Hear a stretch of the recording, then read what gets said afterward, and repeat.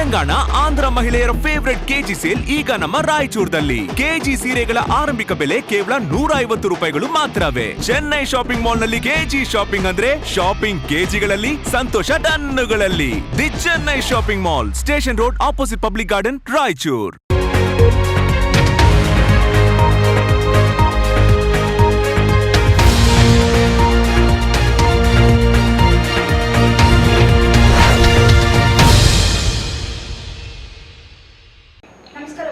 ಕನ್ನಡ ಮಾತೃಭೂಮಿ ವಾರ್ತೆಗಳಿಗೆ ಸ್ವಾಗತ. ನಾನು ಸಂತೋಷಿ ಸರ್ವೇಕರ್. ಮೊದಲಿಗೆ ಹೆಡ್ಲೈನ್ಸ್.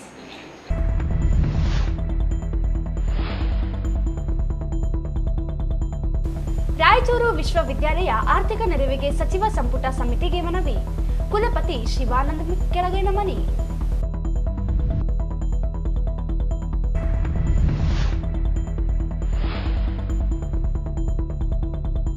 ದ್ವಿಭಾಷಾ ನೀತಿ ಜಾರಿಗೆ ಆಗ್ರಹಿಸಿ ಕನ್ನಡ ರಕ್ಷಣಾ ವೇದಿಕೆಯಿಂದ ಮನವಿ.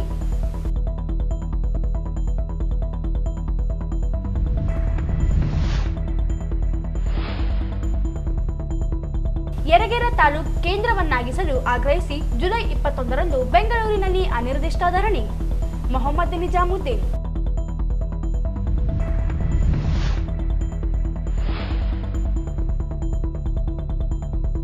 ಸಿಂಧನೂರಿನ ಗುಡದಮ್ಮ ಕ್ಯಾಂಪಿನ ಶಾಲೆಯಲ್ಲಿ ಜಾತಿ ತಾರತಮ್ಯ, ಶರಣ ಬಸವೇಶ್ವರ ಶಾಲೆಯ ಅನುಮತಿ ರದ್ದಿಗೆ ವೈ ನರಸಪ್ಪ ಆಗ್ರಹ.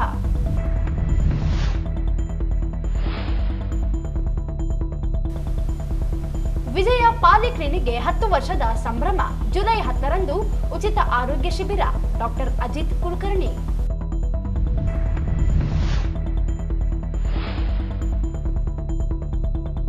ಜುಲೈ 10ರಂದು ಗುರು ಪೂರ್ಣಿಮಾ ಅಂಗವಾಗಿ ಶ್ರೀ ಸಾಯಿ ಧ್ಯಾನ ಮಂದಿರದಲ್ಲಿ ವಿಶೇಷ ಕಾರ್ಯಕ್ರಮ. ಸಾಯಿ ಕಿರಣ್ ಆದೋನಿ.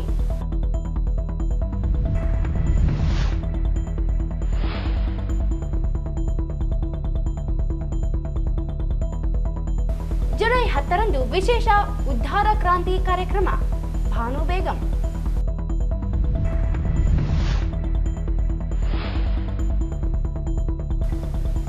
ನಗರದಲ್ಲಿ ಬೀದಿ ನಾಯಿಗಳ ಹಾವಳಿ ನಿಯಂತ್ರಿಸುವಲ್ಲಿ ಪಾಲಿಕೆ ವೈಫಲ್ಯ ಖಂಡಿಸಿ ಎಸ್ಡಿಪಿಐ ಪ್ರತಿಭಟನೆ. ಆದಿಕವಿ ಮಹರ್ಷಿ ವಾಲ್ಮೀಕಿ ವಿಶ್ವವಿದ್ಯಾಲಯದ ಅಭಿವೃದ್ಧಿಗೆ ಸರ್ಕಾರದಿಂದ ಬರುವ ಆರ್ಥಿಕ ಅನುದಾನ ಬಿಟ್ಟರೆ ಯಾವುದೇ ಇತರೆ ಮೂಲಗಳಿಲ್ಲ.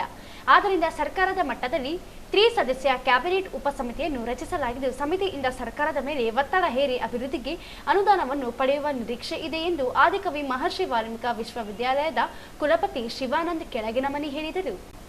ಅವರಿಂದು ನಗರದ ಆದಿಕವಿ ಮಹರ್ಷಿ ವಿಶ್ವವಿದ್ಯಾಲಯದಲ್ಲಿ ಸುದ್ದಿಗೋಷ್ಠಿಯನ್ನುದ್ದೇಶಿಸಿ ಮಾತನಾಡಿದರು. ಮಹರ್ಷಿ ವಾಲ್ಮೀಕಿ ವಿಶ್ವವಿದ್ಯಾಲಯ 2020ರಲ್ಲಿ ಆರಂಭಗೊಂಡಿದ್ದು 250 ಎಕರೆ ಪ್ರದೇಶದ ವಿಸ್ತೀರ್ಣವನ್ನು ಹೊಂದಿದೆ. ಒಟ್ಟು 20 ಕೋರ್ಸ್ಗಳು ವಿಶ್ವವಿದ್ಯಾಲಯದಲ್ಲಿದ್ದು, 20 ಸರ್ಕಾರಿ, 6 ಅನುದಾನಿತ, 8 ಬಿಇಡಿ, 2 ಬಿಪಿಇಡಿ ಹಾಗೂ 148 ಖಾಸಗಿ ಕಾಲೇಜುಗಳು ಸೇರಿ ಒಟ್ಟು 184 ಕಾಲೇಜುಗಳು ವಿಶ್ವವಿದ್ಯಾಲಯದ ವ್ಯಾಪ್ತಿಗೆ ಒಳಪಡುತ್ತವೆ ಎಂದು ತಿಳಿಸಿದರು. ವಿಶ್ವವಿದ್ಯಾಲಯದ ಕ್ಯಾಂಪಸ್ನಲ್ಲಿ 873 ವಿದ್ಯಾರ್ಥಿಗಳಿದ್ದು, ಸ್ನಾತಕೋತ್ತರ 4208 ಹಾಗೂ 56,343 ಸ್ನಾತಕ ವಿದ್ಯಾರ್ಥಿಗಳು ವಿಶ್ವವಿದ್ಯಾಲಯದ ವ್ಯಾಪ್ತಿಯಲ್ಲಿ ಅಭ್ಯಾಸ ಮಾಡುತ್ತಿದ್ದಾರೆ. ವಿಶ್ವವಿದ್ಯಾಲಯದಲ್ಲಿ ಪ್ರಸ್ತುತ ಖಾಯಂ ಬೋಧಕರ ಕೊರತೆ, ಕುಡಿಯುವ ನೀರಿನ ಸಮಸ್ಯೆ ಹಾಗೂ ಕ್ಯಾಂಪಸ್ನಲ್ಲಿ ರಸ್ತೆ ನಿರ್ಮಾಣ ಕಾರ್ಯ ಸೇರಿದಂತೆ ಇನ್ನಿತರ ಮೂಲಭೂತ ಸೌಲಭ್ಯಗಳ ಅಗತ್ಯ ಇದ್ದು, ಸರ್ಕಾರದ ಗಮನಕ್ಕೆ ತಂದು ಸೌಲಭ್ಯವನ್ನು ಪಡೆಯಲಾಗುವುದು ಎಂದು ಹೇಳಿದರು. ವಿಶ್ವವಿದ್ಯಾಲಯ 1992ರಲ್ಲಿ ಗುಲ್ಬರ್ಗಾ ವಿಶ್ವವಿದ್ಯಾಲಯದ ವ್ಯಾಪ್ತಿಯಲ್ಲಿ ಒಂದು ಪಿಜಿ ಸೆಂಟರ್ ಆಗಿ ಸ್ಥಾಪನೆ ಆಯಿತು. ಇದು ಮೊದಲು ಕನ್ನಡ ಡಿಪಾರ್ಟ್ಮೆಂಟು ಆಗಿತ್ತು. ನಂತರದಲ್ಲಿ ಎಲೆಕ್ಟ್ರಾನಿಕ್ ಕಮ್ಯುನಿಕೇಷನ್ಸು, ಕಂಪ್ಯೂಟರ್ ಇತ್ಯಾದಿ ಸುಮಾರು 17 ಡಿಪಾರ್ಟ್ಮೆಂಟ್ಗಳು ಸ್ಥಾಪನೆಯಾದವು. ಆಗಸ್ಟ್ 2020ರಲ್ಲಿ ಇದು ಎಸ್ಟಾಬ್ಲಿಷ್ ಆಯಿತು. ಈಗ ಟೋಟಲ್ ನಮ್ಮಲ್ಲಿ 20 ಡಿಪಾರ್ಟ್ಮೆಂಟ್ಸ್ಗಳಿದ್ದಾವೆ. ಆಮೇಲೆ ಸುಮಾರು ಕೆಲವು ಕಡೆಗೆ ನಮಗೆ PG ಕೋರ್ಸ್ಗಳು ನಡೆಸಿರ್ತಕ್ಕಂತಹ ಗೌರ್ಮೆಂಟ್ ಕಾಲೇಜುಗಳಲ್ಲಿ ಕೆಲವುಗಳನ್ನು ಕೊಟ್ಟಿದ್ದಾರೆ. ಇದು ನಮ್ಮಲ್ಲಿ ಈ ಸದ್ಯಕ್ಕೆ ಇರ್ತಕ್ಕಂಥ ಒಂದು ಸಣ್ಣ ಮಾಹಿತಿ.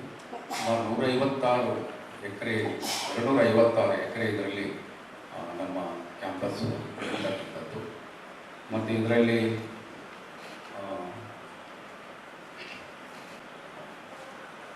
ಸುಮಾರು ನಿಯೋಜಿತವಾಗಿರ್ತಕ್ಕಂಥ ಅಫಿಲಿಯೇಟೆಡ್ ಕಾಲೇಜುಗಳು 184 ಈ ವಿಶ್ವವಿದ್ಯಾಲಯದ ವ್ಯಾಪ್ತಿಗೆ ಬರ್ತಾ ಇರ್ತಕ್ಕಂಥದ್ದು. ಇದರಲ್ಲಿ 20 ಸರ್ಕಾರಿ ಕಾಲೇಜುಗಳು ನಮಗೆ ಬರ್ತವೆ.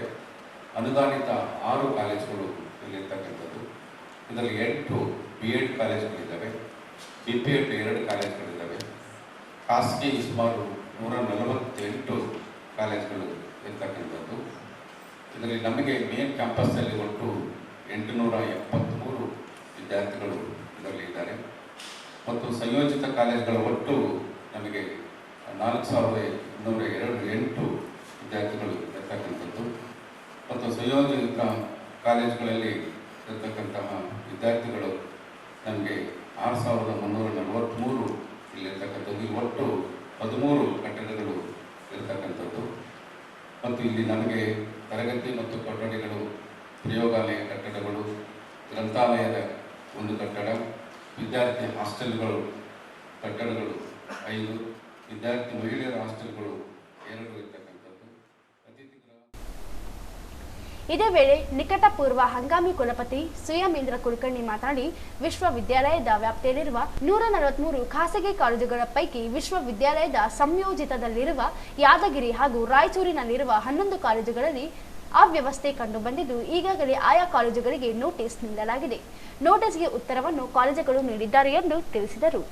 ಸಂಯೋಜಿತ ಕಾಲೇಜುಗಳ ಪರಿಶೀಲನೆಗೆ ಸ್ಥಳೀಯ ವಿಚಾರಣಾ ಸಮಿತಿ LICಯನ್ನು ರಚಿಸಲಾಗಿದ್ದು, ಕಾಲೇಜುಗಳಿಗೆ ಭೇಟಿ ನೀಡಿದ ಸಮಿತಿ ಪರಿಶೀಲನೆ ನಡೆಸಿ ಅಂಕ ನೀಡಿದೆ. ಅದರ ಅನ್ವಯ ಕಾಲೇಜುಗಳ ಮೇಲೆ ಕ್ರಮ ಕೈಗೊಳ್ಳುವುದು ಹಾಗೂ ಮುಂದುವರಿಸುವ ಕುರಿತು ಅನುಮತಿ ನೀಡಲಾಗಿದೆ ಎಂದು ತಿಳಿಸಿದರು. ಗುಲ್ಬರ್ಗಾ ವಿಶ್ವವಿದ್ಯಾಲಯಕ್ಕೆ ಹೋಲಿಸಿದರೆ ಕಲ್ಯಾಣ ಕರ್ನಾಟಕ ಅಭಿವೃದ್ಧಿ ಮಂಡಳಿಯಿಂದ ಹೆಚ್ಚಿನ ಅನುದಾನ ಪಡೆದಿದ್ದು ರಾಯಚೂರು ವಿಶ್ವವಿದ್ಯಾಲಯವಾಗಿದೆ. ಗುಲ್ಬರ್ಗಾ ವಿಶ್ವವಿದ್ಯಾಲಯಕ್ಕೆ 28 ಕೋಟಿ ಅನುದಾನ ನೀಡಲಾಗಿದ್ದು, ರಾಯಚೂರು ಮಹರ್ಷಿ ವಾಲ್ಮೀಕಿ ವಿಶ್ವವಿದ್ಯಾಲಯಕ್ಕೆ 34 ಕೋಟಿ ಅನುದಾನ ಬಂದಿದೆ. ಈ ಅನುದಾನದಲ್ಲಿ ಸ್ಪೋರ್ಟ್ಸ್ ಕಟ್ಟಡ, ವಿಜ್ಞಾನ ಉಪಕರಣಗಳ ಹಾಗೂ ಲ್ಯಾಬೋರೇಟರಿ ಕಟ್ಟಡ, ಕೃತಕ ಬುದ್ಧಿಮತ್ತೆ ಸೇರಿ ಇನ್ನಿತರ ವಿಭಾಗಗಳ ಕಟ್ಟಡಗಳನ್ನು ಸ್ಥಾಪಿಸಲು DPR ಸಿದ್ಧವಾಗಿದ್ದು, ಶೀಘ್ರವೇ ಟೆಂಡರ್ ಕರೆಯಲಾಗುವುದು ಎಂದು ತಿಳಿಸಿದರು. CSPPM ಅಂತ ಏಜೆನ್ಸಿ, PPM ಏಜೆನ್ಸಿ ಅದರ ಫುಲ್ ಫಾರ್ಮ್ ಏನ್ರಿ?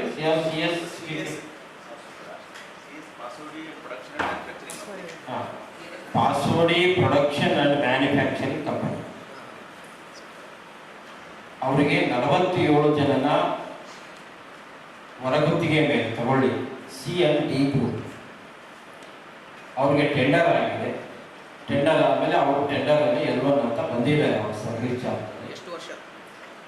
ಸೊ ಅವರಿಗೆ ಇತ್ತೀಚೆಗೆ ಅಂದ್ರೆ ಕಳೆದ ಮಾರ್ಚ್ ಇಂದ ಕೊಟ್ಟಿದ್ದಾರೆ. ಅದರ ಮುಂಚೆ ಬೇರೆಯವ್ರದ್ದು ಏಜೆನ್ಸಿ ಇತ್ತಂತೆ. ಕಳೆದ ಮಾರ್ಚ್ ಅಲ್ಲಿ 47 ಜನದ್ದು ಕೊಟ್ಟಿದ್ದಾರೆ. ಅದರ ಹಿಂದ್ಗಡೆ 36 ಜನದ್ದು ಕೊಟ್ಟಿದ್ದಾರೆ. 36 ಜನದ್ದು ಅದು ಕೂಡ C&D ಗ್ರೂಪ್. ಅದಾದ ನಂತರ ಸರ್ಕಾರದಿಂದ ಮತ್ತೊಮ್ಮೆ ಪರ್ಮಿಷನ್ ಬಂದ್ಮೇಲೆ 47 ಜನದ್ದು ಕೊಟ್ಟಿದ್ದಾರೆ. ಆಮೇಲೆ 10 ಜನ ಸ್ಕ್ಯಾವೆಂಜರ್ಸ್ ಅಂತ ಕೊಟ್ಟಿದ್ದಾರೆ. 20 ಜನ ಸೆಕ್ಯೂರಿಟಿ ಏಜೆನ್ಸಿ ಅಂತ ಕೊಟ್ಟಿದ್ದಾರೆ. ಇಷ್ಟು ನಮ್ಮಲ್ಲಿ ಇರ್ತಕ್ಕಂತಹ ಔಟ್ಸೋರ್ಸ್. ಸೊ ಈ ಕುರಿತಾಗಿ ನಾವು ಈಗಾಗಲೇ ವೆರಿಫಿಕೇಶನ್ ಮಾಡಿ ಯಾರನ್ನ ಈಗಾಗಲೇ ಹಳಬರಿದ್ರು 36 ಜನ, 10 ಜನ, 20 ಜನ ಅವರು ಹಳಬರು ಹಾಗೆ ಕಂಟಿನ್ಯೂ ಆಗಿದ್ದಾರೆ. ಕಳೆದ 24ರಲ್ಲಿ ಬಂದಿರತಕ್ಕಂತಹ ಪರ್ಮಿಷನ್ ಯಾವುದು? 47 ಜನ C&D ಗ್ರೂಪ್ ತಗೋಬೇಕಂತ ಸರ್ಕಾರದಿಂದ ಬಂದಿರತಕ್ಕಂತಹ ಪರ್ಮಿಷನ್. ಸೊ ಆ ಪರ್ಮಿಷನ್ ಬಂದಾಗ ಏಜೆನ್ಸಿನ ಫಿಕ್ಸ್ ಮಾಡಿದಾಗ ಆ 47 ಜನನ ಮಾತ್ರ ನಮಗೆ ಕೊಡಬೇಕು ಅಂತಂದೇಳಿ ನಾವೀಗ ಏಜೆನ್ಸಿ ಅವ್ರಿಗೆ ಹೇಳಿದ್ದೀವಿ. ಅವರು 47 ಜನರ ಪಟ್ಟಿ ಕೊಟ್ಟಿದ್ದಾರೆ. ಆ 47 ಜನ ಪಟ್ಟಿ ಕೊಟ್ಟ ನಂತರ ಇನ್ನೂ ಕೆಲವರು ಹಾಗೆ ಕೆಲಸ ಮಾಡ್ತಾ ಇದ್ದಾರೆ ನಮ್ಮ ಯೂನಿವರ್ಸಿಟಿನಲ್ಲಿ ಅಂತಕ್ಕಂತಹದ್ದು ವಿಷಯ ನಮ್ಮ ಗಮನಕ್ಕೆ ಬಂತು. ಆಮೇಲೆ ಈ ರೀತಿಯಾಗಿ ವಿಶ್ವವಿದ್ಯಾಲಯದಲ್ಲಿ ನೌಕರಿಯನ್ನು ಕೊಡಿಸ್ತೀವಿ ಅಂತೇಳಿ ಹೊರಗಿನವರು, ಹೊರಗಿನ ಏಜೆನ್ಸಿಯವರು ಕೆಲವು ಆಡಳಿತ ಕುಲಸಚಿವ ಡಾಕ್ಟರ್ ಎ ಚೆನ್ನಪ್ಪ ಮಾತನಾಡಿ, ವಿಶ್ವವಿದ್ಯಾಲಯದಲ್ಲಿ 47 ಸಿ ಮತ್ತು ಡಿ ಗ್ರೂಪ್ ನೌಕರರು, 10 ಸ್ಕ್ಯಾವೆಂಜರ್ ಹಾಗೂ 20 ಸೆಕ್ಯೂರಿಟಿ ಸಿಬ್ಬಂದಿಗಳನ್ನು ಹೊರಗುತ್ತಿಗೆ ಆಧಾರದ ಮೇಲೆ ನೇಮಕ ಮಾಡಿಕೊಳ್ಳಲು ಎಂಬ ಗುತ್ತಿಗೆ ಕಂಪನಿಗೆ ಗುತ್ತಿಗೆ ನೀಡಲಾಗಿತ್ತು. ಅದರಂತೆ ಸಿಬ್ಬಂದಿಗಳನ್ನು ನೇಮಕ ಮಾಡಿಕೊಳ್ಳಲಾಗಿದೆ.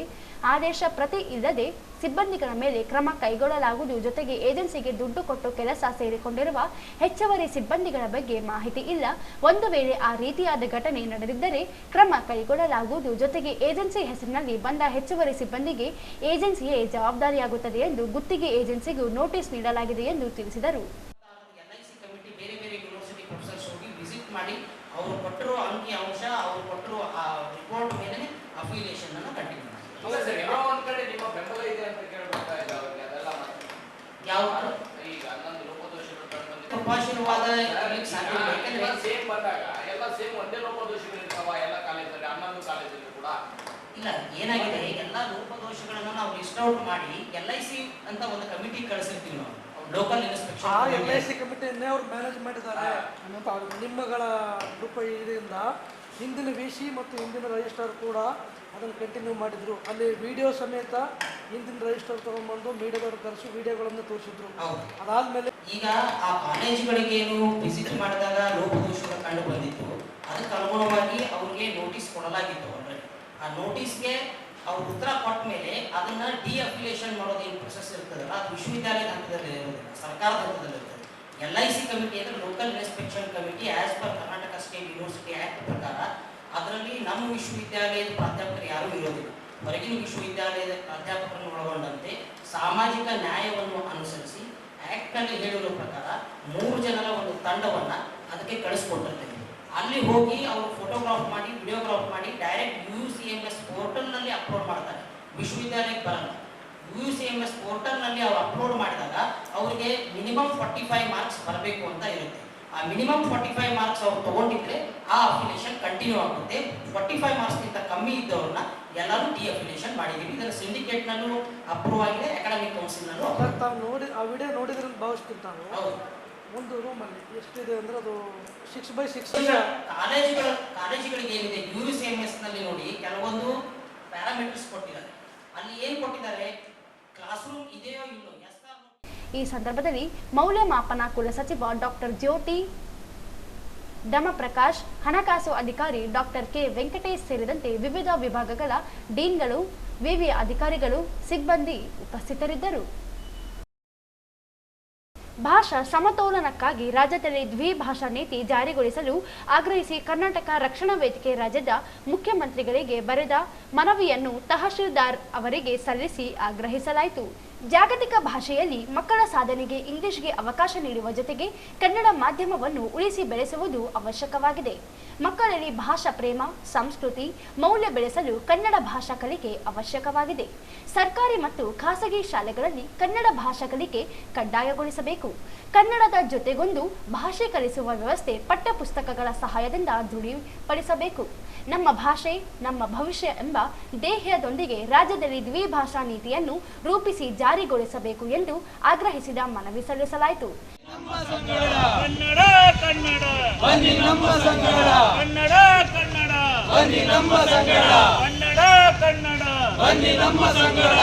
ಮಾನ್ಯ ಮುಖ್ಯಮಂತ್ರಿಗಳು ದ್ವಿಭಾಷಾ ನೀತಿ ಜಾರಿ ಮಾಡಲೇಬೇಕು. ಒತ್ತಾಯ ಮಾಡಿ ಹಿಂದಿ ಏರಿಕೆ ಬೇಡವೇ ಬೇಡ. ಒತ್ತಾಯ ಮಾಡಿ ಹಿಂದಿ ಏರಿಕೆ ಬೇಡವೇ ಬೇಡ. ಕರ್ನಾಟಕ ರಕ್ಷಣಾ ವೇದಿಕೆಗೆ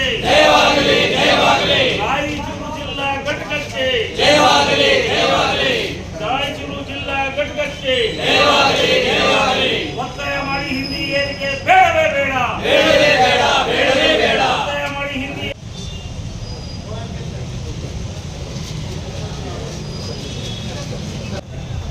ಸನ್ಮಾನ್ಯ ಮುಖ್ಯಮಂತ್ರಿಗಳು, ಕರ್ನಾಟಕ ಸರ್ಕಾರ, ವಿಧಾನಸೌಧ ಬೆಂಗಳೂರು ಇವರಿಗೆ ಮಾನ್ಯ ಜಿಲ್ಲಾಧಿಕಾರಿಗಳು ರಾಯಚೂರು ಅವರ ಮುಖಾಂತರ ಹಾಗೂ ನಾಡ ತಹಶೀಲ್ದಾರ್ ಅವರ ಮುಖಾಂತರ ವಿಷಯ ರಾಜ್ಯದ ಶಾಲಾ ಮಕ್ಕಳಿಗೆ ದ್ವಿಭಾಷಾ ನೀತಿ ಅನುಷ್ಠಾನಗೊಳಿಸುವ ಕುರಿತು ಮನವಿ. ಮಾನ್ಯರೇ, ನಾವು ಕರ್ನಾಟಕದ ಪ್ರಜ್ಞಾವಂತ ನಾಗರಿಕರು, ವಿದ್ಯಾರ್ಥಿಗಳ ಪರವಾಗಿ ಪ್ರಮುಖವಾಗಿ ಕನ್ನಡ ನಾಡು ನುಡಿಯ ಬಗ್ಗೆ ಕಾಳಜಿಗಳು ಶಿವರಾಮೇಗೌಡರ ಕರ್ನಾಟಕ ರಕ್ಷಣಾ ವೇದಿಕೆ ಜಿಲ್ಲಾ ಘಟಕ ರಾಯಚೂರು ಕಾರ್ಯಕರ್ತರ ತಂಡವಾಗಿ ಮನವಿಯನ್ನು ತಮ್ಮ ಸುಪರ್ದಿಗೆ ಸಲ್ಲಿಸುತ್ತಿದ್ದೇವೆ. ನಮ್ಮ ಮಕ್ಕಳ ಶಿಕ್ಷಣದಲ್ಲಿ ದ್ವಿಭಾಷಾ ನೀತಿ ಅನುಷ್ಠಾನ ಬಹುಮುಖ್ಯವಾದ ನಂಬಿಕೆಯಿಂದ ಈ ಮನವಿ ಮುಖಾಂತರ ಪತ್ರ ಬರೆಯಲಾಗಿದೆ. ದ್ವಿಭಾಷಾ ನೀತಿ ಏಕೆ ಅಗತ್ಯ? ಮೊದಲನೇದಾಗಿ ಭಾಷಾ ಸಮತೋಲನಕ್ಕಾಗಿ ಕನ್ನಡವನ್ನು ಮೊಟ್ಟ ಮೊದಲು ಉಳಿಸಿಕೊಂಡು ಜೊತೆಗೆ ಇಂಗ್ಲಿಷ್ನಂತಹ ಜಾಗತಿಕ ಭಾಷೆಯಲ್ಲಿ ಮಕ್ಕಳಿಗೆ ಸಾಧನೆ ಅವಕಾಶ ನೀಡುವುದು. ಎರಡನೇದಾಗಿ ಸ್ಥಳೀಯ ಮತ್ತು ಜಾಗತಿಕ ಜ್ಞಾನ. ಕನ್ನಡದಲ್ಲಿ ಶಾಲಾಭ್ಯಾಸವು ಮಕ್ಕಳ ತಮ್ಮ ಸಂಸ್ಕೃತಿ, ಇತಿಹಾಸ, ಮೌಲ್ಯಗಳನ್ನು ಅರಿಯುವಂತೆ ಮಾಡುತ್ತಾರೆ. ಜೊತೆಗೆ ಇಂಗ್ಲಿಷ್ನಂತ ಇನ್ನೊಂದು ಭಾಷೆ ಅವರ ವೃತ್ತಿಪರ ವಿಶ್ವವನ್ನು ವಿಶಾಲಗೊಳಿಸುತ್ತದೆ. ಮೂರನೇದಾಗಿ ತಾತ್ವಿಕ ಈ ಸಂದರ್ಭದಲ್ಲಿ ಕನ್ನಡ ರಕ್ಷಣಾ ವೇದಿಕೆ ಜಿಲ್ಲಾಧ್ಯಕ್ಷ ಅಶೋಕ್ ಕುಮಾರ್ ಜೈನ್, ರಮೇಶ್ ಕಲ್ಲೂರ್ಕರ್, ಆಸೀಫ್, ಮಲ್ಲಿಕಾರ್ಜುನ್, ಅಜೀಜ್, ವೀರಭದ್ರಯ್ಯ ಸ್ವಾಮಿ, ಮಹೇಂದ್ರ ಸಿಂಗ್, ಬಶೀರ್ ಅಹಮದ್ ಹೊಸಮನಿ, ರಾಮಣ್ಣ ಮ್ಯಾದಾರ್, ಮಲ್ಲಿಕಾರ್ಜುನ್, ತಿಮ್ಮಯ್ಯ, ಮಲ್ಲಿಕಾರ್ಜುನ್ ದೊಡ್ಡಮನಿ, ನಾಗರಾಜ್, ಮೆಹಬೂಬ್, ಯಶೋಧ ರೆಡ್ಡಿ, ಮೊಹಮ್ಮದ್ ಆಸಿಫ್, ಬಸವರಾಜ್ ಸೇರಿ ಅನೇಕರು ಇದ್ದರು. ತಾಲೂಕಿನ ಯರಗೇರ ತಾಲೂಕು ಕೇಂದ್ರವನ್ನಾಗಿಸಿ ಘೋಷಿಸಲು ಆಗ್ರಹಿಸಿ ಜುಲೈ 21ರಂದು ಬೆಂಗಳೂರಿನ ಫ್ರೀಡಂ ಪಾರ್ಕ್ನಲ್ಲಿ ಅನಿರ್ದಿಷ್ಟ ಧರಣಿ ನಡೆಸಲು ನಿರ್ಧರಿಸಲಾಗಿದೆ ಎಂದು ತಾಲೂಕು ಹೋರಾಟ ಸಮಿತಿ ಪ್ರಧಾನ ಸಂಚಾಲಕ ಮೊಹಮ್ಮದ್ ನಿಜಾಮುದ್ದೀನ್ ಹೇಳಿದರು. ಅವರಿಂದು ಮಾಧ್ಯಮಗೋಷ್ಠಿ ಉದ್ದೇಶಿಸಿ ಮಾತನಾಡಿ, ಯರಗೇರ ತಾಲೂಕು ಕೇಂದ್ರವಾಗಲು ಎಲ್ಲ ಅರ್ಹತೆ ಪಡೆದಿದೆ. ಆದಿಕವಿ ಮಹರ್ಷಿ ವಾಲ್ಮೀಕಿ ವಿಶ್ವವಿದ್ಯಾಲಯವು ಸೇರಿದಂತೆ 100 ಎಕರೆ ಸರ್ಕಾರಿ ಜಮೀನು ಲಭ್ಯವಿದೆ. 19 ಗ್ರಾಮ ಪಂಚಾಯಿತಿಗಳು 78 ಗ್ರಾಮಗಳನ್ನು ಒಳಗೊಂಡು ಹೆದ್ದಾರಿ ರಸ್ತೆಯಲ್ಲಿದ್ದು 100 ಗ್ರಾಮಸ್ಥರಿಗೆ ತಾಲೂಕು ಕೇಂದ್ರವಾದರೆ ಅನುಕೂಲವಾಗುತ್ತದೆ. 2020ರಿಂದ ತಾಲೂಕು ಕೇಂದ್ರವನ್ನಾಗಿಸಲು ನಿರಂತರ ಹೋರಾಟ ನಡೆಸಿಕೊಂಡು ಬರಲಾಗಿದೆ.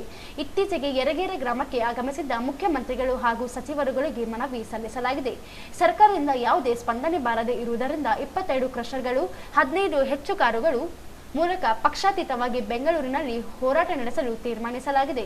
ಗಿಲ್ಲೆಸುಗೂರು, ಯರಗೇರ, ಕಲ್ಮಲ ಹೋಬಳಿ ವಿವಿಧ ಗ್ರಾಮಸ್ಥರು ಹೋರಾಟದಲ್ಲಿ ಭಾಗಿಯಾಗಲಿದ್ದಾರೆ. ಮುಂದಿನ ಹಂತದಲ್ಲಿ ಉಸ್ತುವಾರಿ ಸಚಿವರು, ಜಿಲ್ಲೆಯ ಶಾಸಕರು, ವಿಧಾನ ಪರಿಷತ್ ಸದಸ್ಯರುಗಳು ಹಾಗೂ ಸಂಸದರ ಮನೆ ಕಚೇರಿಗಳ ಮುಂದೆ ಅನಿರ್ದಿಷ್ಟ ಧರಣಿ ನಡೆಸಲಾಗುತ್ತದೆ. ಸರ್ಕಾರ ಸ್ಪಂದನೆ ನೀಡದೆ ಹೋದಲ್ಲಿ ವಿಧಾನಸೌಧಕ್ಕೂ ಮುತ್ತಿಗೆ ಹಾಕಿ ಪ್ರತಿಭಟನೆ ನಡೆಸಲು ನಿರ್ಧರಿಸಲಾಗಿದೆ ಎಂದರು. ನಾವು ನಮ್ಮ ಯರಗೇರ ರಚನೆ ತಾಲೂಕು ರಚನೆ ಹೋರಾಟ ಸಮಿತಿಯ ಪರವಾಗಿ ಹಂತವಾಗಿ ಮೊಟ್ಟ ಮೊದಲನೆಯದಾಗಿ ನಮ್ಮ 2020ರಿಂದ ನಾವು ಈ ಹೋರಾಟವನ್ನು ಪ್ರಾರಂಭ ಮಾಡಿದ್ದೇವೆ. ಆ ಒಂದು ಸಂದರ್ಭದಲ್ಲಿ ಮಾನ್ಯ ಮುಖ್ಯಮಂತ್ರಿಯವರಿಗೆ, ಅಂದಿನ ಮುಖ್ಯಮಂತ್ರಿಯವರಿಗೆ, ಕಂದಾಯ ಸಚಿವರಿಗೆ ಮತ್ತು ಇತ್ತೀಚೆಗೆ ನಮ್ಮ ರಾಜ್ಯದ ಮುಖ್ಯಮಂತ್ರಿಗಳಾದ ಮಾನ್ಯ ಸಿದ್ದರಾಮಯ್ಯ ಅವರಿಗೆ ಯರಗೇರ ಗ್ರಾಮಕ್ಕೆ ಆಗಮಿಸಿದಾಗ ನೇರವಾಗಿ ನಮ್ಮ ಸಮಿತಿಯ ವತಿಯಿಂದ ನಾವು ನಮ್ಮ ಯರಗೇರ ತಾಲೂಕು ರಚನೆ ಮಾಡಬೇಕಂತ ಹೇಳಿ ಒತ್ತಾಯ ಮಾಡಿದ್ವಿ. ಅದರ ಜೊತೆಯಲ್ಲಿಯೇ ನಾವು ಮುಖ್ಯವಾಗಿ ನಮ್ಮ ಯರಗೇರ ತಾಲೂಕು ಮಾಡಲಿಕ್ಕೆ ಹಲವಾರು ರೀತಿಯ ಉತ್ತಮವಾದಂತಹ ಸಾರ್ವಜನಿಕರಿಗೆ ಸೌಲಭ್ಯವಾಗುವಂತಹ ಮುಖ್ಯವಾಗಿ ಅರ್ಹತೆಗಳಿವೆ. ಆ ಅರ್ಹತೆಗಳು ನಮ್ಮ ಶ್ರೀ ಆದಿಕವಿ ಶ್ರೀ ಮಹರ್ಷಿ ವಾಲ್ಮೀಕಿ ವಿಶ್ವವಿದ್ಯಾಲಯ ಯರಗೇರ ಸೀಮಾಂತರದ ಜಮೀನು ಸರ್ವೆ ನಂಬರ್ 347ರಲ್ಲಿ 250 ಎಕರೆ ಜಮೀನು ಆ ವಿಶ್ವವಿದ್ಯಾಲಯ ನಮ್ಮ ಜಮೀನಿನಲ್ಲಿ ಇರುತ್ತದೆ. ಮುಖ್ಯವಾಗಿ ನಮ್ಮ ಒಂದು ಒತ್ತಾಯ. ಅದರ ಜೊತೆಯಲ್ಲಿಯೇ 19 ಗ್ರಾಮ ಪಂಚಾಯಿತಿಗಳು, 78 ಗ್ರಾಮಗಳು, 19 ಗ್ರಾಮ ಪಂಚಾಯಿತಿಗಳ ಕೇಂದ್ರ ಸ್ಥಾನ, ಅದರಲ್ಲಿ 78 ಗ್ರಾಮಗಳು ಈ ಒಂದು ನಮ್ಮ ತಾಲೂಕಿಗೆ ಒಳಪಡುತ್ತವೆ. ಅದರಲ್ಲಿ ಹಲವಾರು ರೀತಿಯ ನಮ್ಮ ಯರಗೇರ ಗ್ರಾಮದಲ್ಲಿ ಸರ್ಕಾರಿ ಇದು ಬಿಟ್ಟು ಮತ್ತೆ 376 ಎಕರೆ ಸರ್ಕಾರಿ ಭೂಮಿ ಲಭ್ಯವಿರುತ್ತದೆ. ಜಿಲ್ಲಾಧಿಕಾರಿಗಳಿಗೆ ಈ ಕುರಿತು ಮನವಿ ಸಲ್ಲಿಸಲಾಗುತ್ತದೆ ಎಂದರು.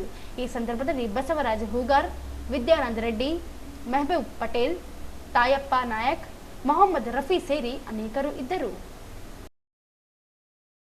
ಸಿಂಧನೂರು ತಾಲೂಕಿನ ಕುರುಕುಂದ ಗುಡದಮ್ಮ ಕ್ಯಾಂಪಿನ ಶ್ರೀ ಶರಣಬಸವೇಶ್ವರ ಹಿರಿಯ ಪ್ರಾಥಮಿಕ ಶಾಲೆಯಲ್ಲಿ ಪರಿಶಿಷ್ಟ ಜಾತಿ ವಿದ್ಯಾರ್ಥಿ ಮೇಲೆ ಹಲ್ಲೆ ನಡೆಸಿ ಜಾತಿ ತಾರತಮ್ಯ ಮಾಡಿರುವ ಘಟನೆ ನಡೆದಿದ್ದು, ಕೂಡಲೇ ಶಾಲೆಯ ಪರವಾನಗಿ ರದ್ದುಗೊಳಿಸಿ ಆಡಳಿತ ಮಂಡಳಿ ವಿರುದ್ಧ ಸ್ವಯಂ ಪ್ರೇರಿತ ದೂರು ದಾಖಲಿಸಬೇಕೆಂದು ಆಲ್ ಇಂಡಿಯಾ ಬಹುಜನ ಸಮಾಜ ಪಾರ್ಟಿ ರಾಜ್ಯ ಉಪಾಧ್ಯಕ್ಷ ವೈ ನರಸಪ್ಪ ಆಗ್ರಹಿಸಿದರು. ಅವರಿಂದು ಮಾಧ್ಯಮಗೋಷ್ಠಿ ಉದ್ದೇಶಿಸಿ ಮಾತನಾಡಿ, ಜುಲೈ 1ರಂದು ಶಾಲಾ ಬಸ್ನಲ್ಲಿ ತೆರಳುತ್ತಿದ್ದಾಗ ಮೇಲ್ಜಾತಿ ವಿದ್ಯಾರ್ಥಿಗೆ ಸೀಟು ಬಿಡದೆ ಇರುವ ಕಾರಣದಿಂದ ಚಾಲಕ ಈಶಪ್ಪ ಕಾಶರೆಡ್ಡಿ ಎಂಬುವರು ವಿದ್ಯಾರ್ಥಿ ಅಖಿಲ್ ಮೇಲೆ ಹಲ್ಲೆ ನಡೆಸಿದ್ದಾರೆ. ಅಲ್ಲದೆ ಶಾಲೆಯಲ್ಲಿ ಕೂಡಿ ಹಾಕಿ ಯಾರಿಗೂ ಹೇಳದಂತೆ ಬೆದರಿಸಲಾಗಿದೆ. ಶಾಲಾ ಆಡಳಿತ ಮಂಡಳಿ ಅಧ್ಯಕ್ಷ ವಿರುಪಣ್ಣ ಸಾಹುಕಾರ್ ಇವರು ಬೆದರಿಸಿದ್ದಾರೆ.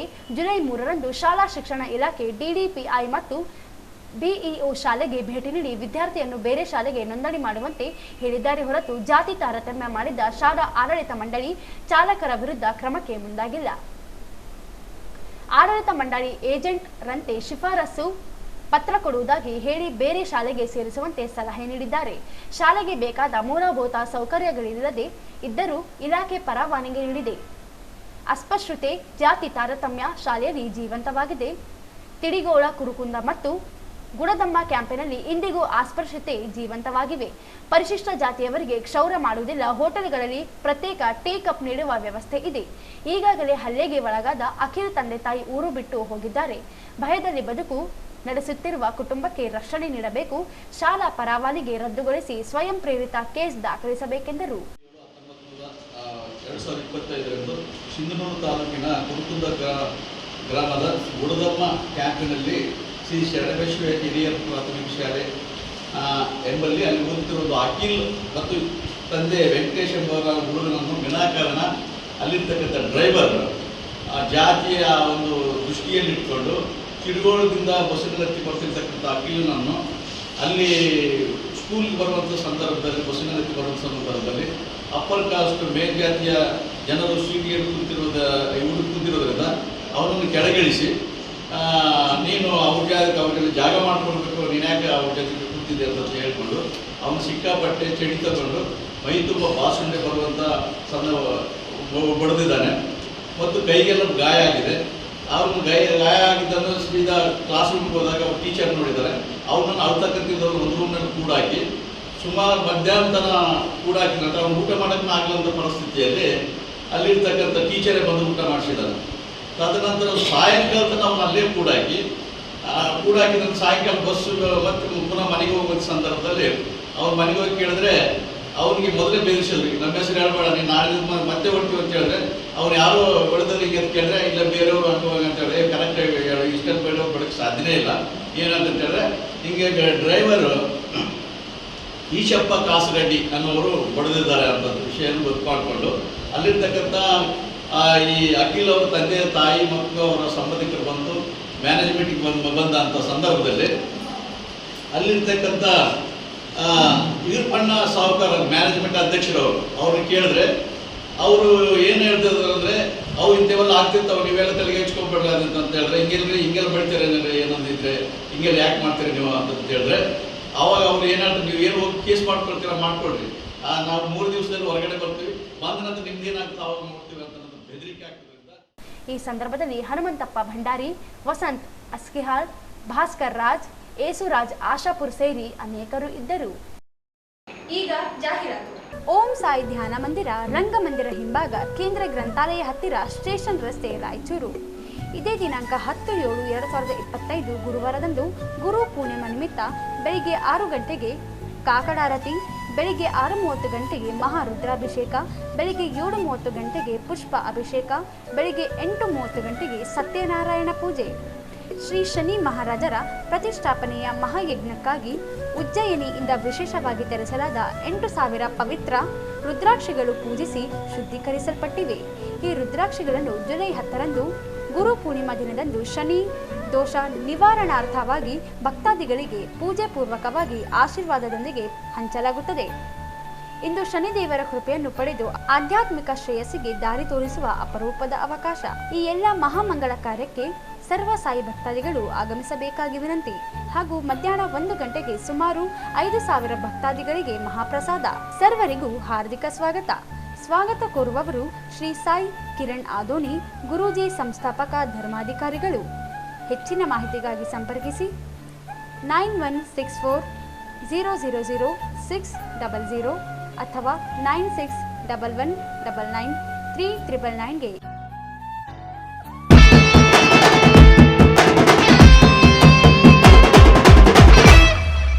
Welcome, Chennai Shopping Mall ge. Welcome, Ashada Sale ge. Welcome, come, Chennai Shopping Mall ge. Welcome, Ashada Sale ge.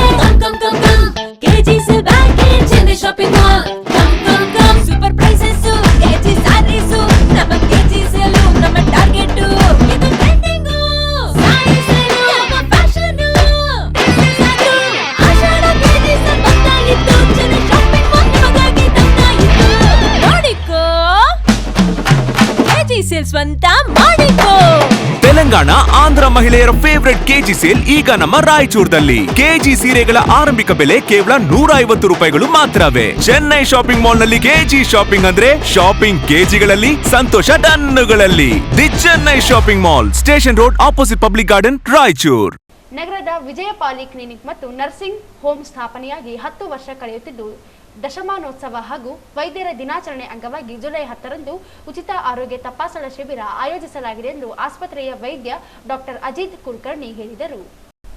ಅವರನ್ನು ಮಾಧ್ಯಮಗೋಷ್ಠಿ ಉದ್ದೇಶಿಸಿ ಮಾತನಾಡಿ, ಜೀವನ ಶೈಲಿ, ಮಧುಮೇಹ, ರಕ್ತದೊತ್ತಡ, ಅನುವಂಶೀಯತೆ ಕಾರಣಗಳಿಂದ ಜನರಲ್ಲಿ ಹೃದಯ ಸಂಬಂಧಿ ರೋಗಗಳು ಹೆಚ್ಚಾಗುತ್ತಿವೆ. ಮುನ್ನೆಚ್ಚರಿಕೆಯಿಂದಾಗಿ ನಿಯಂತ್ರಿಸಬಹುದಾಗಿದೆ. ನಿರಂತರವಾಗಿ ತಪಾಸಣೆಗೆ ಒಳಗಾಗಿ ಪರೀಕ್ಷೆ ಮಾಡಿಕೊಳ್ಳುವುದು ಅಗತ್ಯವಾಗಿದೆ. ಕಳೆದ 9 ವರ್ಷಗಳಿಂದ ಜಿಲ್ಲೆಯ ಜನರಿಗೆ ಹೃದಯ ಸಂಬಂಧಿ ಚಿಕಿತ್ಸೆ ಆಸ್ಪತ್ರೆ ನೀಡುತ್ತಾ ಬಂದಿದೆ. ಎಂಜಿಒ ಗ್ರಾಮ ಪಂಚಾಯಿತಿ ಮಧುಮೇಹ, ರಕ್ತದೊತ್ತಡ ಪರೀಕ್ಷೆಗಳನ್ನು ಉಚಿತವಾಗಿ ನಡೆಸಲಾಗುತ್ತದೆ. ಯಾವುದೇ ವಯಸ್ಸಿನ ಮಿತಿ ಇಲ್ಲದೆ ಹೃದಯಾಘಾತ ನಡೆಸುವ ಸಾಧ್ಯತೆಗಳು ಹೆಚ್ಚಾಗುತ್ತಿವೆ. ಎಲ್ಲ ವಯಸ್ಸಿನವರು 6 ತಿಂಗಳಿಗೆ ಒಮ್ಮೆಯಾದರೂ ಪರೀಕ್ಷೆ ಮಾಡಿಸಿಕೊಳ್ಳಬೇಕು. ಕಾರಣ ಉಚಿತವಾಗಿ ನಡೆಯಲಿರುವ ಶಿಬಿರದ ಸದುಪಯೋಗ ಪಡೆಯಬೇಕೆಂದರು. ಸರ್ಕಾರ ಹಾಗೂ ಖಾಸಗಿ ವಿಮಾ ಸೌಲಭ್ಯಗಳಿದ್ದು ಉಪಯೋಗ ಪಡೆಯಬಹುದಾಗಿದೆ ಎಂದರು.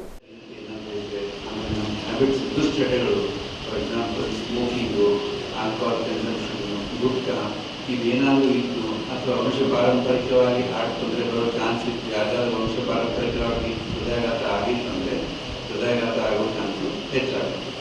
ಅದಲ್ಲದೆ ಇತ್ತೀಚಿನ ದಿನದಲ್ಲಿ ಶುಗರ್ ಅಂದರೆ ಸಕ್ಕರೆ ಕಾಯಿಲೆ, ರಕ್ತದೊತ್ತಡ, ಬ್ಲಡ್ ಪ್ರೆಷರು, ಕೊಲೆಸ್ಟ್ರಾಲ್ ಲೆವೆಲ್ಸು ಇದೆಲ್ಲ ತುಂಬ ಜಾಸ್ತಿ ಆಗ್ತದೆ. ಅದರಿಂದಾಗಿ ಚಿಕ್ಕ ವಯಸ್ಸಿನಲ್ಲಿ ಹೃದಯಾಘಾತ ಆಗೋ ಚಾನ್ಸು ಜಾಸ್ತಿ ಆಗ್ತದೆ. ಇದನ್ನು ನಾವು ಹೇಗೆ ತಡೆಗಟ್ಟಬಹುದು ಅಂತಂದರೆ, ನಾವು ಏನಾದರೂ ರಿಸ್ಕ್ ಫ್ಯಾಕ್ಟರ್ಸ್ ಇದ್ದರೆ, ಅಂದರೆ ನಾನು ಒಂದು 5-6 ರಿಸ್ಕ್ ಫ್ಯಾಕ್ಟರ್ಸ್ ಹೇಳಿದೆ, ಅದರಿಂದಾಗಿ ಹೃದಯಾಘಾತ ಆಗೋ ಚಾನ್ಸ್ ಹೆಚ್ಚಾಗುತ್ತೆ ಅಂತ ಹೇಳ್ತೇನೆ. ನಾವು ಅದನ್ನು ಕಂಟ್ರೋಲ್ ಮಾಡೋದ್ರಿಂದ ಹೃದಯಾಘಾತ ಆಗೋ ಚಾನ್ಸಸ್ಸು ತಡೆಗಟ್ಟಬಹುದು ಅಥವಾ ಕಡಿಮೆ ಮಾಡಬಹುದು. ಸೊ ಇದಕ್ಕೆ ನಾವು ಏನು ಮಾಡಬೇಕು ಅಂತಂದರೆ, ರೆಗ್ಯುಲರ್ ಆಗಿ ಸ್ಕ್ರೀನಿಂಗ್ ಟೆಸ್ಟ್ ಮಾಡಬೇಕು.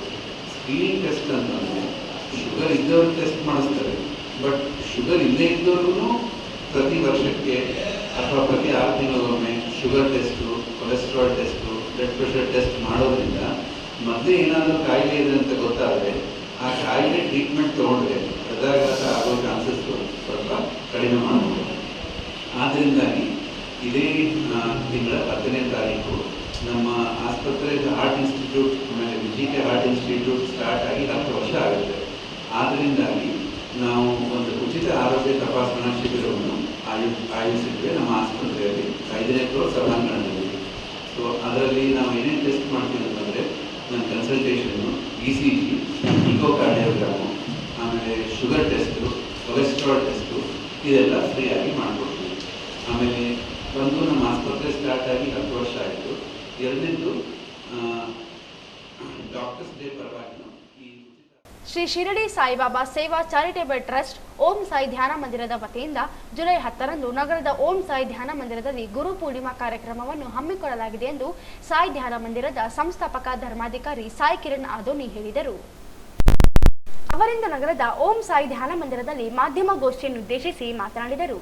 ಅಂದು ಬೆಳಿಗ್ಗೆ 6 ಗಂಟೆಗೆ ಕಾಕಡಾರತಿ, 6:30ಕ್ಕೆ ಮಹಾರುದ್ರಾಭಿಷೇಕ, 8:30ಕ್ಕೆ ಪುಷ್ಪಾಭಿಷೇಕ ಹಾಗೂ 8:30ಕ್ಕೆ ಸಾಯಿ ಸತ್ಯನಾರಾಯಣ ಪೂಜೆಯನ್ನು ಹಮ್ಮಿಕೊಳ್ಳಲಾಗಿದೆ ಎಂದು ತಿಳಿಸಿದರು. ಈ ಬಾರಿ ಗುರು ಪೂರ್ಣಿಮಾ ವಿಶೇಷವಾಗಿ ಗುರುವಾರ ಬಂದಿದೆ. ಶನಿ ಮಹಾರಾಜರ ಪ್ರತಿಷ್ಠಾಪನೆಯ ಮಹಾಯಜ್ಞಕ್ಕಾಗಿ ಉಜ್ಜಯಿನಿಯಿಂದ ವಿಶೇಷವಾಗಿ ಶುದ್ಧೀಕರಿಸಿ ಪೂಜಿಸಲ್ಪಟ್ಟು ತರಿಸಲಾದ 8,000 ಪವಿತ್ರ ರುದ್ರಾಕ್ಷಿಗಳನ್ನು ಗುರು ಪೂರ್ಣಿಮಾ ಕಾರ್ಯಕ್ರಮದಂದು ವಿತರಿಸಲಾಗುವುದು ಎಂದು ತಿಳಿಸಿದರು. ಅಂದು ವಿತರಿಸಲಾಗುವ ರುದ್ರಾಕ್ಷಿಗಳು ವಿಶೇಷವಾಗಿ ಶನಿ ದೋಷ ನಿವಾರಣೆಗೆ ಅನುಕೂಲವಾಗಲಿವೆ. ಈ ರುದ್ರಾಕ್ಷಿಗಳನ್ನು ಪಡೆದು ಶನಿದೇವರ ಕೃಪೆಗೆ ಪಾತ್ರರಾಗಬೇಕು. ಮಧ್ಯಾಹ್ನ 12:15ಕ್ಕೆ ಸಾಯಿಬಾಬಾಗೆ ವಿಶೇಷ ಮಂಗಳಾರತಿಯನ್ನು ನೆರವೇರಿಸಲಾಗುವುದು ಎಂದು ಹೇಳಿದರು. ಇದೇ ಮೊದಲನೇ ಬಾರಿ ಗುರು ಪೂರ್ಣಿಮಾ ಗುರುವಾರ ಬಂದಿದೆ, ಅದೇ ವಿಶೇಷ. ಹಾಗಾಗಿ ಯಾವುದೇ ಕೊರತೆ ಇರಲಾರ್ದಂಗೆ ಯಾವುದೇ ಎಲ್ಲ ರೀತಿಯಲ್ಲಿ ಪ್ರಸಾದ ರೂಪದಲ್ಲಿರ್ಬೋದು, ಅಲಂಕಾರದಲ್ಲಿರ್ಬೋದು. ಹಾಗೂ ವಿಶೇಷ ಏನಂದರೆ, ನಮ್ಮ ರಾಯಚೂರಿಗೆ ಪ್ರಥಮ ಶನಿ ಮಂದಿರ ನಿರ್ಮಾಣ ಆಗಿದೆ. ಆ ಬಾಬಾರವರ ಕೃಪೆಯಿಂದ ಉಜ್ಜಯಿನಿಯಿಂದ ಅಘೋರಿಗಳು ಬಂದು ಈ ಒಂದು ಶನಿದೇವರ ಪ್ರತಿಷ್ಠಾಪನೆ ಮಾಡಿದ್ದಾರೆ. ಉಜ್ಜಯಿನಿಯಿಂದ ರುದ್ರಾಕ್ಷಿಗಳನ್ನು ತಂದು ಆ ಶನಿದೇವರ ಪ್ರತಿಷ್ಠಾಪನೆ, ತಾಂತ್ರಿಕ ಮಂತ್ರ ಉಪಚಾರಗಳಿಂದ ಆ ಶನಿದೇವರ ಪ್ರತಿಷ್ಠಾಪನೆ ಮಾಡಿದ್ದಾರೆ. ಆ ರುದ್ರಾಕ್ಷಿಗಳನ್ನು ಉಚಿತವಾಗಿ ಎಲ್ಲ ಭಕ್ತರಿಗೆ 8,000 ರುದ್ರಾಕ್ಷಿಗಳನ್ನು ರಾಯಚೂರಿನ ಎಲ್ಲ ಸದ್ಭಕ್ತರಿಗೆ ಉಚಿತವಾಗಿ ನೀಡಲಾಗುತ್ತಿದೆ.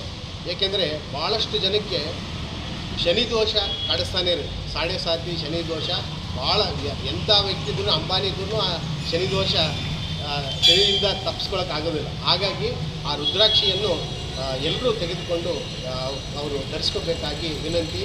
ಹಾಗೂ ಮಧ್ಯಾಹ್ನ 5,000 ಮೇಲ್ಪಟ್ಟು ಭಕ್ತಾದಿಗಳಿಗೆ ಅನ್ನ ಸಂತರ್ಪಣೆ ಇರುತ್ತೆ. ಸಂಜೆ 6 ಗಂಟೆಗೆ ಆರತಿ ಹಾಗೂ ಪಲ್ಲಕ್ಕಿ ಸೇವೆ ಇರುತ್ತೆ. ಬೆಳಿಗ್ಗೆ ಬಾಬಾರವರಿಗೆ ರುದ್ರಾಭಿಷೇಕ, ಪಂಚಾಮೃತಾಭಿಷೇಕ, ಹೂವಿನ ಅಭಿಷೇಕ ಇವೆಲ್ಲ ಇತ್ಯಾದಿ ಪೂಜಾ ಕಾರ್ಯಕ್ರಮಗಳು, ಸತ್ಯನಾರಾಯಣ ಪೂಜೆ ಇವೆಲ್ಲ ಕಾರ್ಯಕ್ರಮಗಳು ಇರುತ್ತವೆ. ಹಾಗಾಗಿ ರಾಯಚೂರಿನ ಎಲ್ಲ ಸದ್ಭಕ್ತರು ನಮ್ಮ ಸಾಯಿ ಮಂದಿರಕ್ಕೆ ಬಂದು ಬಾಬಾರವರ ಕೃಪಾಶೀರ್ವಾದಕ್ಕೆ ಪಾತ್ರರಾಗಬೇಕಾಗಿ ಅಂದು ಸಂಜೆ 6:15ಕ್ಕೆ ಧೂಪಾರತಿ, ನಂತರ ಪಲ್ಲಕ್ಕಿ ಸೇವೆ, ರಾತ್ರಿ 9:30ಕ್ಕೆ ಸ್ಟೇಜ್ ಆರತಿ ಕಾರ್ಯಕ್ರಮ ಜರುಗಲಿದೆ. ಮಧ್ಯಾಹ್ನ 1 ಗಂಟೆಗೆ 5,000 ಭಕ್ತರಿಗೆ ಅನ್ನದಾಸೋಹ ಜರುಗಲಿದೆ. ಕಾರ್ಯಕ್ರಮಕ್ಕೆ ಸಚಿವರು, ಶಾಸಕರು, ಸಂಸದರು, ವಿಧಾನಸಭಾ ಸದಸ್ಯರು ಸೇರಿದಂತೆ ಎಲ್ಲ ಜನಪ್ರತಿನಿಧಿಗಳನ್ನು ಆಹ್ವಾನಿಸಲಾಗಿದೆ. ಗುರು ಪೂರ್ಣಿಮಾ ದಿನದಂದು ಜರುಗಲಿರುವ ಎಲ್ಲ ಕಾರ್ಯಕ್ರಮದಲ್ಲಿ ಭಕ್ತರು ಭಾಗವಹಿಸುವಂತೆ ಮನವಿ ಮಾಡಿದರು. ಈ ಸಂದರ್ಭದಲ್ಲಿ ಪ್ರವೀಣ್ ಪ್ರಭು ಶೆಟ್ಟರ್, ಈರಣ್ಣ ಮಡಿವಾಳ್, ಜಿ ಕೇಶವಮೂರ್ತಿ, ಅನ್ವರ್ ಹುಸೇನ್, ತಾನಾಜಿ, ಅವಿರಾಜ್ ಸೇರಿದಂತೆ ಅನೇಕರು ಉಪಸ್ಥಿತರಿದ್ದರು. ಇಂದಿರಾ ಆರ್ಗನೈಸಿಂಗ್ ಸೊಸೈಟಿ ವತಿಯಿಂದ ಜೆಜೆಬಿ ಸ್ಪಷ್ಟ ಸುವಾರ್ತೆ ಕಾರ್ಯಕ್ರಮದಡಿ ರಾಯಚೂರು ವಿಶೇಷ ಉದ್ಧಾರ ಕ್ರಾಂತಿ ಕಾರ್ಯಕ್ರಮವನ್ನು ಜುಲೈ 10ರಂದು ನಗರದ ಮನೋರಂಜನಾ ಕೇಂದ್ರದಲ್ಲಿ ಹಮ್ಮಿಕೊಂಡಿದೆ ಎಂದು ಅಧ್ಯಕ್ಷೆ ಬಾನು ಬೇಗಂ ಹೇಳಿದರು. ಅವರಿಂದು ಮಾಧ್ಯಮಗೋಷ್ಠಿಯನ್ನು ಉದ್ದೇಶಿಸಿ ಮಾತನಾಡಿ ಕಾರ್ಯಕ್ರಮದ ಉದ್ಘಾಟನೆಯನ್ನು ಜಿಲ್ಲಾಧಿಕಾರಿ ನಿತೀಶ್ ಕೆ ಅವರು ನೆರವೇರಿಸಲಿದ್ದಾರೆ. ಅಧ್ಯಕ್ಷತೆಯನ್ನು ಮಹಾನಗರ ಪಾಲಿಕೆ ಉಪಾಧ್ಯಕ್ಷ ಸಾಜಿದ್ ಸಮೀರ್ ಅವರು ವಹಿಸಲಿದ್ದು, ಮುಖ್ಯ ಅತಿಥಿಗಳಾಗಿ ಮಹಾನಗರ ಪಾಲಿಕೆ ಅಧ್ಯಕ್ಷೆ ನರಸಿಂಹಲ್ಲು ಮಾಡಗಿರಿ ಆಗಮಿಸಲಿದ್ದಾರೆ ಎಂದರು. ವಕ್ಫ್ ಬೋರ್ಡ್ ಅಧ್ಯಕ್ಷ ಮೌಲಾನಾ ಮೊಹಮ್ಮದ್ ಫರೀದ್ ಖಾನ್, ಆಹಾರ ಮತ್ತು ನಾಗರಿಕ ಸರಬರಾಜು ಇಲಾಖೆ ಉಪನಿರ್ದೇಶಕ Krishna Shavantager, RIMS surgeon doctor Vijay Shankar, DDPI KD Badiger, ಆಕಾಶವಾಣಿಯ ಪ್ರಸಾರ ಅಧಿಕಾರಿ ಭಾವಲತ್ತಿ, ಡಿಸಿಪಿಒ ಅಮರೇಶ್, ಕಸಾಪ ತಾಲೂಕು ಅಧ್ಯಕ್ಷ ವೆಂಕಟೇಶ್ ಬೇವಿನ ಪೆಂಚಿ, ನಗರಸಭೆ ಮಾಜಿ ಸದಸ್ಯ ಹರೀಶ್ ನಾಡಗೌಡ, ಕುರುಡಿ ಜಾಮಿಯಾ ಮಸೀದ್ ಮುಖ್ಯಸ್ಥ ಅಬ್ದುಲ್ ಜಬ್ಬಾರ್ ಖಾದ್ರಿ, ಇಮಾಮ್ ಓ ಖತೀಬ್, ಮಸೀದಿ ಉಮರ್ ಬಿನ್ನಾ ಖತ್ತಾಬ್ನ ಮೊಹಮ್ಮದ್ ಸಿರಾಜ್ ಅಹಮದ್ ಅವರು ಭಾಗವಹಿಸಲಿದ್ದಾರೆ ಎಂದು ತಿಳಿಸಿದರು. ಮರ್ಯಾದೆ ಕೊಡುವವರು ಇದ್ದಾರೆ. ಹಾಗಾದರೆ ಅವರು ಎಲ್ಲಿ ಇದ್ದಾರೆ ಅದನ್ನು ಮಾತ್ರ ಮುಂದಿಟ್ಟಲಿದ್ದೇವೆ. ಭೂಮಾತೆ, ಕರ್ನಾಟಕ ಮಾತೆ, ಮಾತೆ ಮಾತೆ ಮಾತೋಶ್ರೀ ಎನ್ನುವ ನಾವೆಲ್ಲರೂ ಮಾತೆಗೆ ಎಷ್ಟು ಮಟ್ಟಿಗೆ ಮಾನ ಮರ್ಯಾದೆ ಕೊಡುತ್ತಲಿದ್ದೇವೆ. ಹಾಗಾದರೆ ಅಮ್ಮನವರು ಮಂದಿರ ಹಾಗೂ ಮಸೀದಿಗಳ ಮುಂದೆ ಏಕೆ ಕೂತಿದ್ದಾರೆ? ಅವರಿಗಾಗಿ ನಾವು ಶಾಶ್ವತ ಶೆಲ್ಟರ್ ಕಟ್ಟುವುದಾಗಿ ಎಲ್ಲರೂ ಜನನಾಯಕರು, ಅಧಿಕಾರಿಗಳು ಹಾಗೂ ಸರ್ಕಾರ ಈ ಬಗ್ಗೆ ಮುಂದುವರಿದು ಅಮ್ಮನವರ ಹಾಹಾಕಾರ ಕಡಿತಗೊಳಿಸಬೇಕು ಎನ್ನುವ ಉದ್ದೇಶದಿಂದ ನಾವು ಈ ನಾಡ ಕೆಲಸ ಹಾಗೂ ರಾಯಚೂರು ವಿಶೇಷ ಕಾರ್ಯಕ್ರಮ ದಿನಾಂಕ 10/7/2025ರಂದು ನಗರದ ಮನೋರಂಜನಾ ಕೇಂದ್ರ ಅಂಬೇಡ್ಕರ್ ಸರ್ಕಲ್ ಹತ್ತಿರ ಹಮ್ಮಿಕೊಂಡಿದ್ದೇವೆ.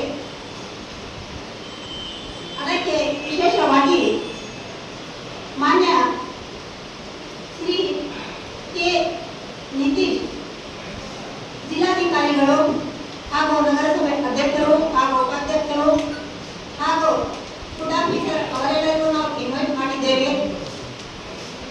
ಡಿಸ್ಟ್ರಿಕ್ಟ್ ಅನ್ನು ಸ್ವೀಕರಿಸುವ ಜವಾಬ್ದಾರಿ ಡಿಸಿ ಸಾಹೇಬರದು. ನಾವು ಅದಕ್ಕೆ ಸಂಬಂಧಪಟ್ಟ ಎಲ್ಲ ಪ್ರಾಜೆಕ್ಟ್ ಕೊಡಲು ಸಿದ್ಧ ಇದ್ದೇವೆ. ಕಾರಣ ನಾವು ನಮ್ಮ ನಗರವನ್ನು ಸ್ವೀಕರಿಸ ಬಯಸುತ್ತೇವೆ. ಹೀಗಾಗಿ ನಾವೆಲ್ಲರೂ ಆ ದಿನ ಮೊದಲನೆಯದಾಗಿ ರಾಯಚೂರು ವಿಶೇಷ ಕಾರ್ಯಕ್ರಮ ರೆಕಾರ್ಡೆಡ್ ಮಾಡುತ್ತೇವೆ. ಆನಂತರ ರಾಯಚೂರು ರಂಗ್ ಎಂಬ ಧ್ವನಿಸುರುಳಿ ಬಿಡುಗಡೆ ಮಾಡುತ್ತೇವೆ. ಮತ್ತೆ ರಾಹೆ ಹಕ್ ಎನ್ನುವ ಒಂದು ವಿಷಯ ವಿತರಿಸುತ್ತೇವೆ. ಈ ಸಂದರ್ಭದಲ್ಲಿ ಅಬ್ದುಲ್ ಜಬ್ಬಾರ್ ಖಾದ್ರಿ, ಕುರುಡಿ ನರಸಪ್ಪ, ರೆಹಾನಾ ಬೇಗಂ, ಮುಬೀನಾ ಬೇಗಂ ಸೇರಿದಂತೆ ಇತರರು ಉಪಸ್ಥಿತರಿದ್ದರು. ನಗರದಲ್ಲಿ ಬೀದಿ ನಾಯಿಗಳ ದಾಳಿಯಿಂದಾಗಿ ಸಾಕಷ್ಟು ಸಾರ್ವಜನಿಕರು ಗಾಯಗೊಂಡ ಘಟನೆಗಳು ನಡೆದಿದ್ದು, ಬೀದಿ ನಾಯಿಗಳ ನಿಯಂತ್ರಣಕ್ಕೆ ನಿರ್ಲಕ್ಷ್ಯ ವಹಿಸಿದ ಮಹಾನಗರ ಪಾಲಿಕೆ ವಿರುದ್ಧ ಎಸ್ಡಿಪಿಐ ಪಕ್ಷದ ವತಿಯಿಂದ ಪ್ರತಿಭಟನೆ ನಡೆಸಿದರು. ನಗರದ ಮಹಾನಗರ ಪಾಲಿಕೆ ಆಯುಕ್ತರ ಕಚೇರಿ ಎದುರು ಪ್ರತಿಭಟನೆ ನಡೆಸಿ ಆಕ್ರೋಶ ವ್ಯಕ್ತಪಡಿಸಿದರು. ನಗರದಲ್ಲಿ ಕಳೆದ 3-4 ತಿಂಗಳಲ್ಲಿ ಬೀದಿ ನಾಯಿಗಳ ದಾಳಿಯಿಂದಾಗಿ ನೂರಾರು ಜನರು ಗಾಯಗೊಂಡಿದ್ದಾರೆ. ಕಳೆದ 2 ದಿನಗಳ ಹಿಂದೆ 4 ವರ್ಷದ ಮಗುವಿನ ಮೇಲೆ ದಾಳಿ ನಡೆಸಿ ಗಂಭೀರವಾಗಿ ಗಾಯಗೊಳಿಸಿದೆ. ಹಾಗೂ ಕಳೆದ ತಿಂಗಳಲ್ಲಿ ಒಂದೇ ದಿನ 10ಕ್ಕೂ ಅಧಿಕ ಜನರ ಮೇಲೆ ಬೀದಿ ನಾಯಿಗಳು ದಾಳಿ ನಡೆಸಿ ಗಂಭೀರವಾಗಿ ಗಾಯಗೊಂಡು ಚಿಕಿತ್ಸೆ ಪಡೆದಿದ್ದಾರೆ. ಆದರೆ ಈ ಬಗ್ಗೆ ತಕ್ಷಣ ಕ್ರಮ ವಹಿಸುವಲ್ಲಿ ಮಹಾನಗರ ಪಾಲಿಕೆ ನಿರ್ಲಕ್ಷ್ಯ ವಹಿಸಿದೆ ಎಂದು ದೂರಿದರು.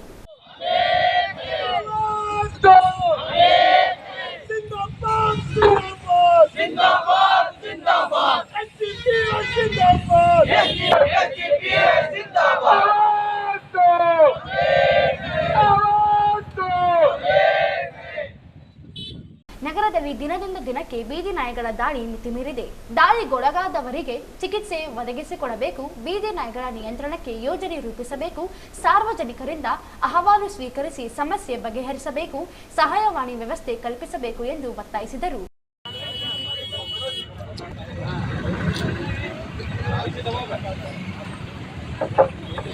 6 ಜುಲೈ ತಿಂದು ಕೊಟ್ಟಿದ ನೆಲದ ನಾಯಿಗಳು ದಾಳಿಯ ಕುರಿತು ತುರ್ತು ಕ್ರಮಕ್ಕೆ ಮನವಿ. ಮಹೋದಯರೇ, ರಾಯಚೂರಿನ ನಾಗರಿಕರ ಪರವಾಗಿ ನಾನು ಈ ಪತ್ರ ಬರೆದಿದ್ದು ಕಳವಳ ಮತ್ತು ಆಕ್ರೋಶದಿಂದ 6 ಜುಲೈ 2025ರಂದು 4 ವರ್ಷದ ಮಗು ನೆಲದ ನಾಯಿಗಳ ದಾಳಿಗೆ ಒಳಗಾಗಿ ತೀವ್ರವಾಗಿ ಗಾಯಗೊಂಡಿದೆ ಎಂಬ ದುಃಖದ ಘಟನೆ ನಡೆದಿದೆ. ಇದು ತಾನೇ ಮೊದಲ ಘಟನೆ ಅಲ್ಲ. 10 ಹಾಗೂ 16 ಜೂನ್ 2025ರಂದು ಮಾತ್ರವೂ 30ಕ್ಕೂ ಹೆಚ್ಚು ಪುರುಷರು, ಮಹಿಳೆಯರು ಮತ್ತು ಮಕ್ಕಳಿಗೆ ನಾಯಿಗಳ ದಾಳಿಯಿಂದ ಗಾಯಗಳಾಗಿವೆ. ಇಂತಹ ಅಪಘಾತಗಳು ನಡೆಯುತ್ತಿರುವ ಸ್ಪಷ್ಟ ಕ್ರಮವು ಕೈಗೊಳ್ಳಲಾಗಿಲ್ಲ. ಈ ದಾಳಿಗಳು ಕಳೆದ ವರ್ಷದಿಂದಲೇ ನಡೆಯುತ್ತಿವೆ. ಕೆಲವು ಪ್ರಮುಖ ದಿನಾಂಕಗಳು ಇಲ್ಲಿವೆ. 30 ಜೂನ್ 2024 ಮತ್ತೊಬ್ಬ ಮಗು ನಾಯಿಗಳಿಂದ ಹಲ್ಲೆಗೊಳಗಾಯಿತು. 11 ಜುಲೈ 2024 ಮಗು ನೆಲದ ನಾಯಿ ಹಲ್ಲೆಗೆ ಒಳಗಾಯಿತು. 2024 ಬಯಲಿಗೊಬ್ಬರ ನಾಯಿಗಳ ಹಲ್ಲೆಗಳಿಂದ ಮೃತಪಟ್ಟಿದ್ದರು. ಘಟನೆಗಳು ಅಹಿತಕರವಾಗಿ ಪರಿಸ್ಥಿತಿ ಉಳಿದಿದೆ. ಟಿವಿಯಾಗ ಬರಗತ್ತದ, ಎಲ್ಲ ಮೊಬೈಲ್ನಾಗ ಬರಗತ್ತದ, ಏನೇನಿಲ್ಲ.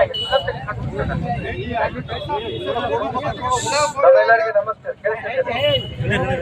ನಮ್ಮೆಲ್ಲರಿಗೆ ನಮಸ್ತೆ.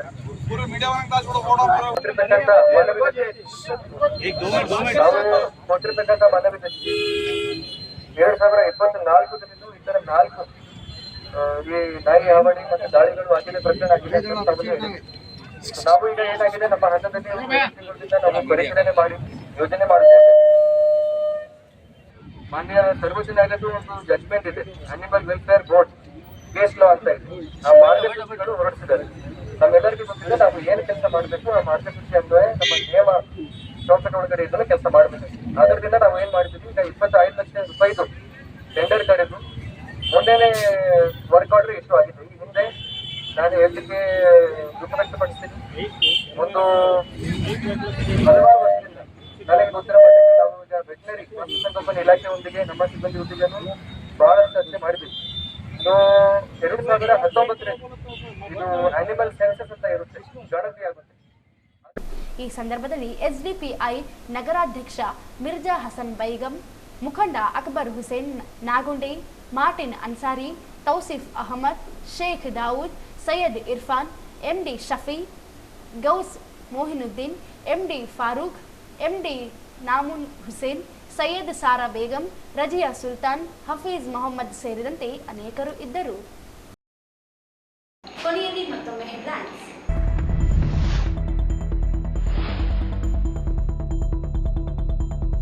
ರಾಯಚೂರು ವಿಶ್ವವಿದ್ಯಾಲಯ ಆರ್ಥಿಕ ನೆರವಿಗೆ ಸಚಿವ ಸಂಪುಟ ಸಮಿತಿಗೆ ಮನವಿ.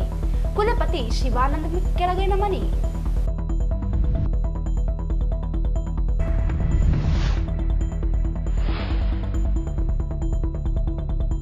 ದ್ವಿಭಾಷಾ ನೀತಿ ಜಾರಿಗೆ ಆಗ್ರಹಿಸಿ ಕನ್ನಡ ರಕ್ಷಣಾ ವೇದಿಕೆಯಿಂದ ಮನವಿ.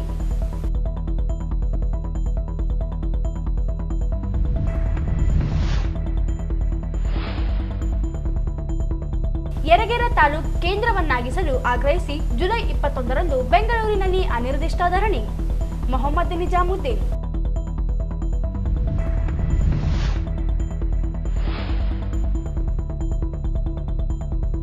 ಸಿಂಧನೂರಿನ ಗುಡದಮ್ಮ ಕ್ಯಾಂಪಿನ ಶಾಲೆಯಲ್ಲಿ ಜಾತಿ ತಾರತಮ್ಯ, ಶರಣ ಬಸವೇಶ್ವರ ಶಾಲೆಯ ಅನುಮತಿ ರದ್ದಿಗೆ ವೈ ನರಸಪ್ಪ ಆಗ್ರಹ.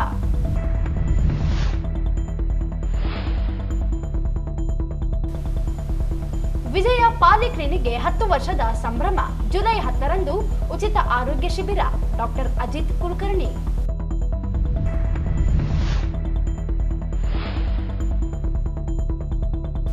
ಜುಲೈ 10ರಂದು ಗುರು ಪೂರ್ಣಿಮಾ ಅಂಗವಾಗಿ ಶ್ರೀ ಸಾಯಿ ಧ್ಯಾನ ಮಂದಿರದಲ್ಲಿ ವಿಶೇಷ ಕಾರ್ಯಕ್ರಮ.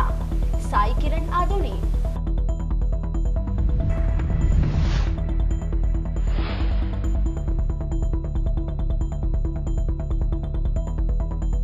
ಜುಲೈ 10ರಂದು ವಿಶೇಷ ಉದ್ಧಾರ ಕ್ರಾಂತಿ ಕಾರ್ಯಕ್ರಮ. ಭಾನು ಬೇಗಂ.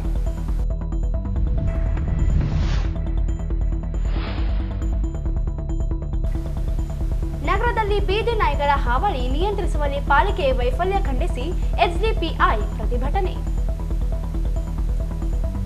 ಇಲ್ಲಿಗೆ ವಾರ್ತೆಗಳ ಪ್ರಸಾರ ಮುಕ್ತಾಯವಾಯಿತು. ಮುಂದಿನ ವಾರ್ತೆಗಳೊಂದಿಗೆ ಮತ್ತೆ ಭೇಟಿಯಾಗೋಣ. ವಂದನೆಗಳು.